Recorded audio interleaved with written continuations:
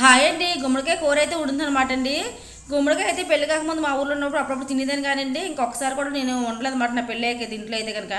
కూరగాయల మార్కెట్లో వెళ్ళినప్పుడు గుమ్మడికాయ ముక్కలు గట్రా అమ్ముతూ ఉంటారు కానీ కొనుక్కొని తెచ్చుకొని ఎప్పుడు వండుకోవాలనిపించలేదు. కాదే మనం చూస్తే చాలా హెల్త్కి మంచిదంటే గుమ్మడికాయ అయితే కనుకండి. ప్రోటీన్స్ ఇవి ఉంటాయండి ఇందులో అయితే ఎక్కువగా.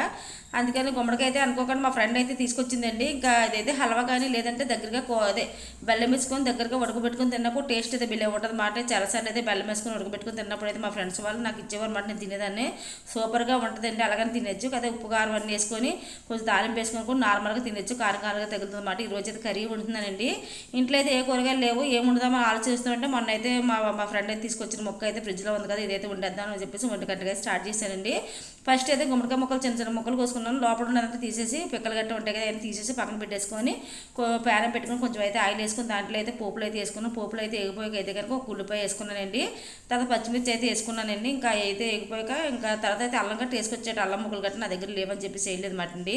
కానీ ఇందులో మనం ఉల్లిపాయ ముక్కలు వేసుకుంటే వేసుకోవచ్చు, లేదా లేదు కానీ పోపు అయితే పెట్టుకోవాలన్నమాట అండి. ఇంకా దాంట్లో ఈ ముక్కలు అయితే 2 నిమిషాలు వేపేసి ఉప్పు కారం అన్నీ వేసానమాట. అవి కూడా వేగిపోయాక అయితే కనుక ఒకసారి 2 నిమిషాలు మూత పెట్టేసాను. తర్వాత అయితే ఒక గ్లాస్ నీళ్ళు అయితే వేసేసి ఇంకా చిన్న బెల్లం ముక్క అయితే వేసానండి. ఇంకా మూత పెట్టేస్తే ఇలా దగ్గరగా అయిపోయింది. నేను అన్నంలో కలుపుకోవడం అట్లా దింపుకున్నాను, లేదంటే కనుక దగ్గరగా దింపేసుకుని చారు అయితే పెట్టుకోవచ్చు. నేను చారు పెట్టలే కాబట్టి ఇలా దింపుకున్నాను. ప్లీజ్ లైక్ చేయండి.